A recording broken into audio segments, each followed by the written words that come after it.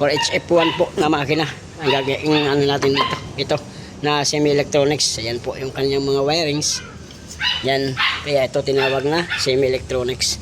Yan, may mga accessory o may mga wires na nakakabit dito. So yan guys, so natapos na natin, ikabit na natin yung mga kailangan ikabit dyan. So ngayon ang gagawin natin ay magpapandal na po tayo dito. Okay. At ito, magpapalabas tayo dito ulit. Sige nga. Neutral. Sana umandar at mawala yung usok. Sana nakauno. Sige. Sige.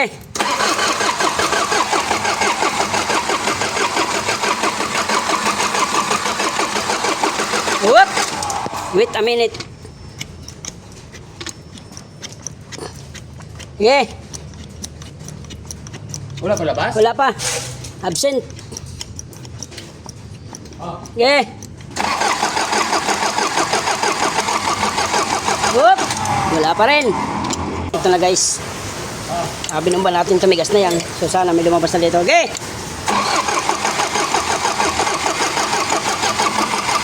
Whoop. Okay, 1-0. So, meron na dito. Okay.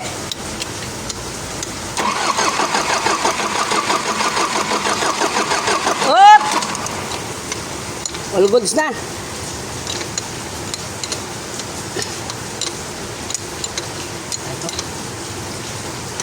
Oh, nangangamoy na. Nangangamoy na yung tambutso eh. Ibig sabihin, may pag-asa ng umandar to. Nangangamoy eh. Pero wala tubig. Wala pa. Okay lang yan. Malamig naman panahon. Di nga. Yan. Okay, start! Game!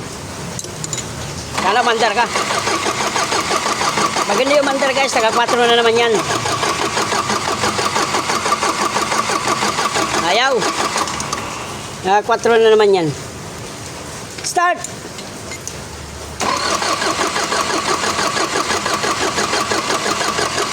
Wala. Taga 4 yan. So yan guys, back na naman, naka 4 yan. Kaya ayaw umandar. Okay.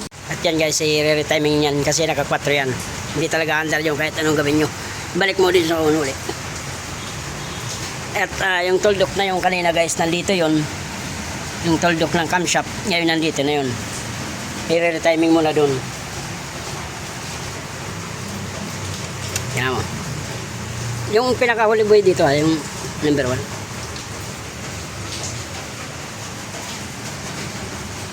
Ito yung timing natin kanina. Ito yon yung nandito kanina. So, i-re-timing natin. Tingin mo, nandito yan lumaya. Dulo. Pag mag-4.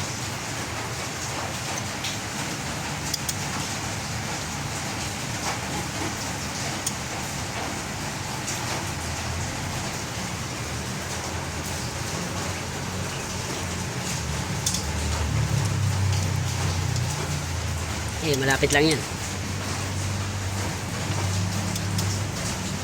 Okay. Dito yung pupunta.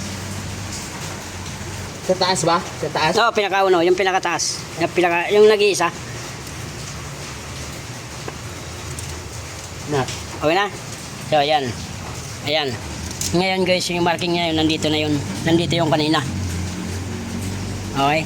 Nandito yung kanina. Ngayon nandito na siya. Ngayon ang gagawin, ibabalik, tatanggalin ulit ito. Tapos i-timing, pabalik dito. Pero yung tune up, yun pa rin yun. Oo, yun pa rin, hindi na magagalaw yan. Yeah, add mo kang shot.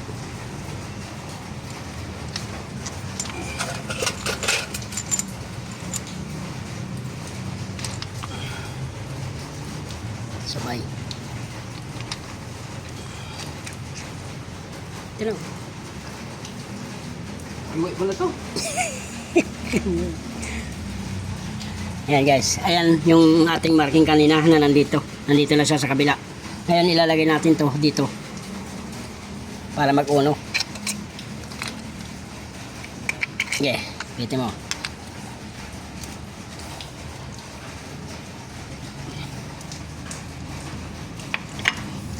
kasi. Sana yon. Dito pa. Yan. Okay.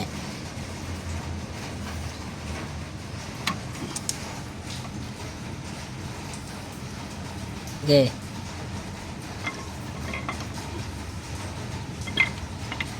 Yan. Okay. Yung bearing, silipin mo. Okay, kompleto. Yan lahat. Yan, tapos ibabalik natin yung rocker arm. So yan guys, nandito na siya. Kanina nandito, so ngayon nandito. Uno na yan, aandar na yan guys. Kabit lang nitong, ikakabit lang yung rocker arm. Niretiming yan guys, paandarin na natin.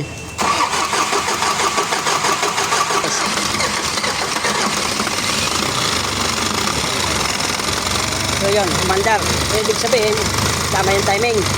Okay? Ganun lang guys ang gagawin nyo.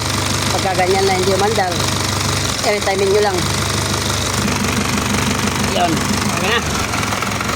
So yun lang guys, ganun lang ang gagawin. Pagka hindi umandar, retiming. At sana, yung problema na usok ay mawala. Kasi yun talaga ang ano natin dito, na mawala ang usok. So yun. Dati, minor pa lang, napaka-usok na yan. Ngayon, may usok pa yan, konti, pero sa ano pa ng makina kasi mayroon pang langis yan. Pero dati guys, talagang ang kapal ng usok niyan. Boy, bomba! Ayan guys, tingnan natin, paparig natin kung may usok pa. Ayan, may usok pero normal na lang yan, ganyan. Hindi na kaya na dati talaga makapal. Okay? Yung ganun na uusok talaga, yung kasi diesel po ito. Pero hindi, wag lang po, yung usok na talagang makapal siya. Pero pagka naka-straight ang ano yan, ang revolusyon, wala pong usok yan. Pag binubomba lang talaga, mayroon talaga yan. Normal lang po yun sa mga ganitong truck. So yan, wala na pong kausok po yan guys. Tsaka, hindi na po siya amoy krudo. Yan. At saka guys, hindi na po siya amoy krudo. Ayan po. Hindi na po siya amoy krudo. Kasi wala na pong, tama na po kasi yung kanyang, ano lang, yung sulog niya. Nasusulog na po yung ating diesel. Kaya wala na may lalabas dito. At saka hindi na siya palyado. So yan guys, oh. Kahit amuyin mo, hindi na talaga siya mabaho o masakit sa mata. Yan guys, so yan ang ating ginawa. Okay?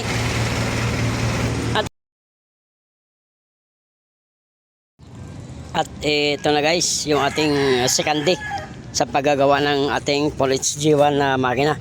Ayan guys, bali na buo na natin yan, yung ating makina. So yan, may crankcase na rin, kabit na yan. Then bali pang taas na lang yung ating gagawin dito. Tapos ito, tatanggalin natin itong cylinder head bago natin ikasa kasi medyo mabigat. Sa lagi kasi ng makina, kaya mabigat bago ikasa. Kailangan pag binuo natin ay nakababa yung ating cylinder head kasi malaking makina at mabigat. Alanganin yung ating chain block dito. So, at yan guys, yung ating cylinder head na ikasa na po natin. Mano-mano lang yung ginamit nating torque dyan. Wala tayong torque wrench, kundi yun lang ginamitan natin ng tubo. Pero yan, okay na yan guys, nakasalpak na. So camshaft na lang yung ating ikakabit, tapos rocker arm yan, then radiator, then yung mga tube dito. Kunti na lang, kunting tiyaga na lang guys. At sigurado mamaya kaya siguro pandarin natin to. At ito na guys, magpapandar na tayo ng ating makina. Marami pa ba naman yan? So yan, kompleto na yan. Nakakabit na natin lahat, pati radiator, yung ating hose, yung ating mga tubo. So yan, kompleto na po. Bali, ang gagawin na natin ay papandarin na natin to guys, yung ating Police G1 na makina. Ayan, kompleto na po lahat yan. So ganun pa rin ang ginagawa natin. Magpapalabas tayo dito ng krudo sa ating mga injector o sa tubo. So yan, palabasin muna natin yan bago natin mapandar. Okay!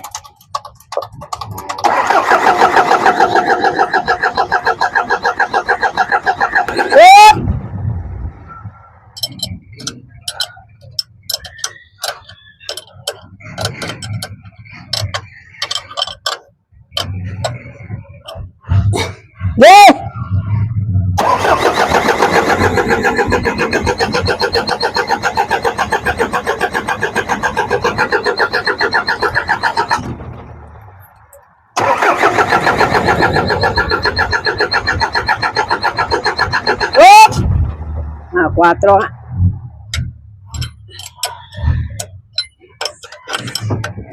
naka 4.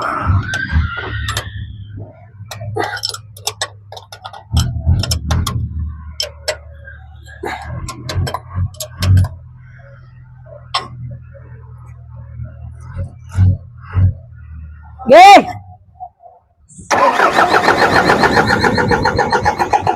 Oh!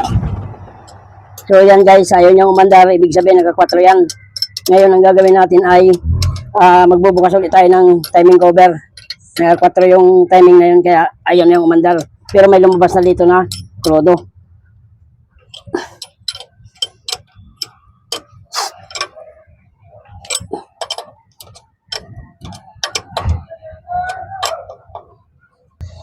Yun guys, bali ang gagawin natin, ikotin natin ng isang ibabalik ngayon, nakatiming yan doon sa ating sigunyal, pero dito wala, hindi siya nakatiming. So ang gagawin natin, itatama natin, ibig sabihin kanina guys, naka 4 yun.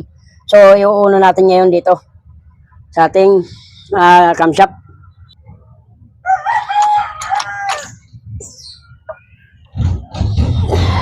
Nandito yung yung timing, ilalagay natin dito yan guys. Ganito lang yan, ikotin nyo lang ng isa. O i-timing nyo uli. Yan. So ibalik natin yung mga tornilyo. Ganun lang yung guys, pagka hindi umandar, ganun lang ang gawin nyo, ikotin nyo lang, i-timing nyo uli, panibago.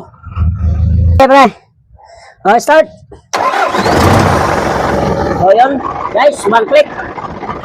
So yun guys, 1 click. So ganun lang ang gagawin pagka ganun na wala sa timing. I-timing nyo lang ulit kasi yung kanina naka 4 yun. Ngayon ang gagawin, ibalik nyo yung naka 4 na yun. Ikutin nyo ulit yung camshaft. Kasi naka 4 hindi talaga andar yung kahit anong gawin. So yun, ang ginawa ko ni-timing ko. So yun, 1 click. So yan, okay na yan. So yun lang guys, hanggang dito na ang aking video. Ngayon, nakapatapos naman tayo ng isang makina na Forage G1. Ang susunod nating makina na nagagawin ay Forage F1 naman na Blue Bay. Lumalabas dito yung usok at saka breaker. So yun lang guys, hanggang dito na aking video. Maraming salamat po sa panunod ng aking mga videos. So hanggang dito lang, bye bye po sa inyong lahat. Isang Forage G1 na naman na makina ang ating natapos.